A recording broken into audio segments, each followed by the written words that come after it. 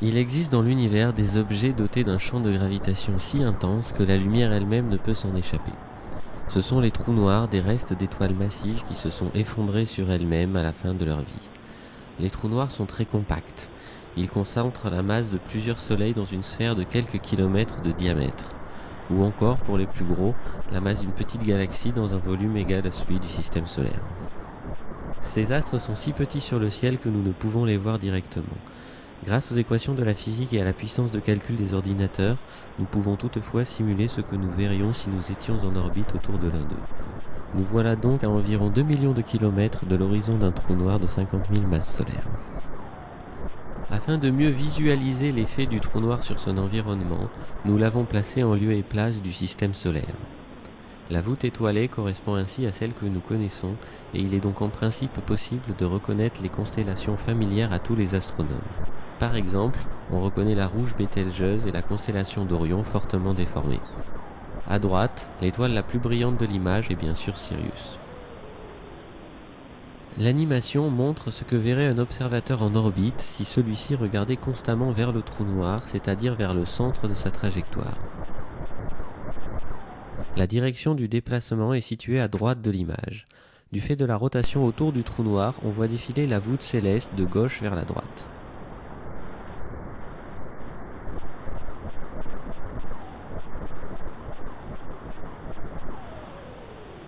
L'aspect le plus frappant est que les étoiles semblent vouloir éviter de passer derrière le trou noir.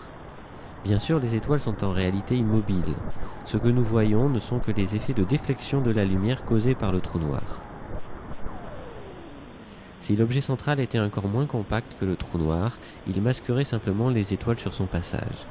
Ici, à l'inverse, on n'observe pas d'occultation d'étoiles. Elles semblent au contraire tourner autour d'une région circulaire centrée sur le trou noir. Cette région est appelée anneau d'Einstein. Elle représente la portion de la sphère céleste située exactement derrière le trou noir. C'est là une des caractéristiques les plus remarquables des trous noirs. Ils dévient tellement la lumière que, quelle que soit leur taille angulaire, on arrive toujours à voir ce qui est situé exactement derrière eux.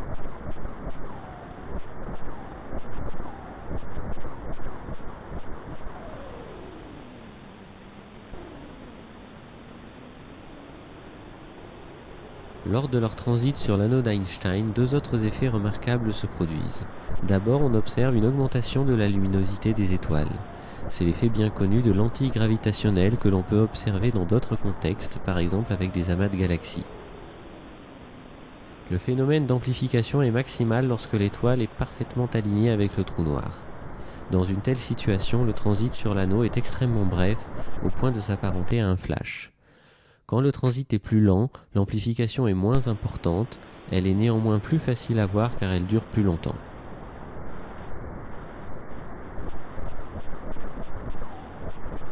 Le second phénomène remarquable sur l'anneau d'Einstein est que l'on observe une image secondaire de chaque étoile qui y transite. Cette image secondaire est elle aussi située sur l'anneau mais à l'opposé de l'étoile. Elle est toujours moins lumineuse que l'image primaire de l'étoile. Mais comme l'écart de luminosité est faible quand l'amplification est grande, on a souvent l'impression d'un réel dédoublement de l'étoile de départ. En réalité, l'image secondaire d'une étoile donnée est toujours visible à l'intérieur de l'anneau d'Einstein, mais elle est en général trop peu lumineuse pour être reconnaissable.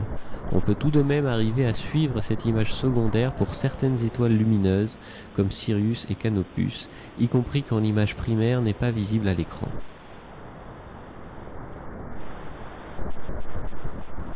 Cet effet de dédoublement d'image ne se produit pas seulement pour les étoiles, mais aussi pour les objets étendus, comme les nuages de Magellan ou la Voie lactée. Le halo lumineux que l'on voit entourer la silhouette du trou noir est en réalité le cercle complet fortement distordu de notre Voie lactée. Après plus de 14 millions de kilomètres parcourus à plus de 50 000 km par seconde, soit 1/6 de la vitesse de la lumière, nous bouclons notre orbite autour du trou noir. Les Pléiades réapparaissent à gauche de l'écran. L'étoile orangée est Aldébaran, la plus brillante étoile du Taureau. Suivez-les du regard, elles seront bientôt totalement déformées par le champ de gravitation du trou noir.